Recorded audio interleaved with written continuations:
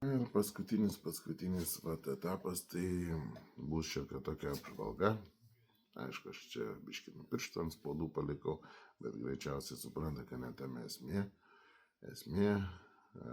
Mano draugas daro tokius peiliukus. Panašiai aptarėm modeliuką, koks, toks fainiausias būtų. Ir, žodžiu, buvo padarytas 3 peiliai, atrodo jo.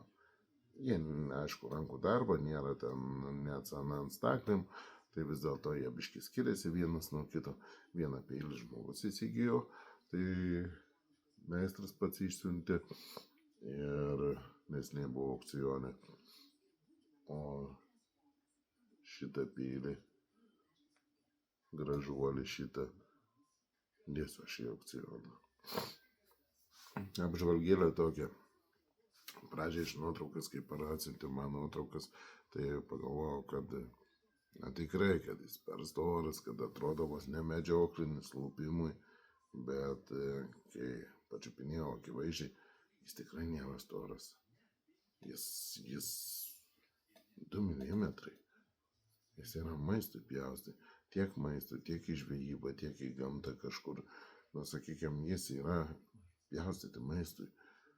Žvejyboje, kažkur galim čia prie žuvies panaudoti, išsiskrosti kažką padaryti, galim žvejyboje maistą pasipjaustyti. Negalim su juo ten kažkokių laužimų daryti, vis tiek jis nėra toks jau galingas, storas peilis, bet jis patogus. Kai jis pjausto, tai kaip aštrumas. Kažkaip žiūrėjau, dėjom, kaip sakau, pagal Andai, dedam po mikroskopu. Viskas puiku, super, profesionalus galandinis jam padarytas. Aišku, žmogus su staklėm galanda, vėliau finišavo ant akmenų, tai mikro raštai padaryti, viskas, sakau, čia labai kokybiškai pradėjo daryti žmogus. Čia yra afrikinis ten toks, kai raudonmedis skaitosi, čia yra melchioras, sidabro pakaitas ir čia yra Karelijos beržo gumbas.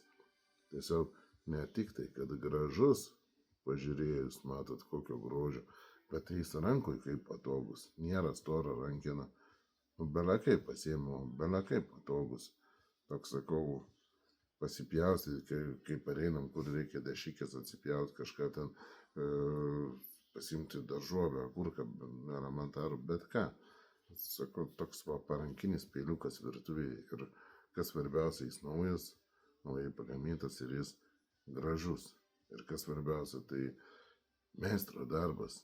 Lietuvoje įvertinkim meistrus savus irgi, kurie daro darbus. Ne tik tai, kad aš restauruoju viską, bet tai daro darbus, daro gražius darbus, kuriem reikia laiko, sugebėjimo, supratimo, reikia žinių.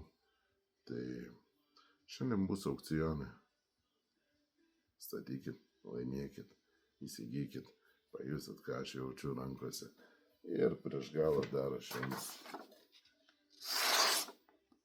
Matot, iki.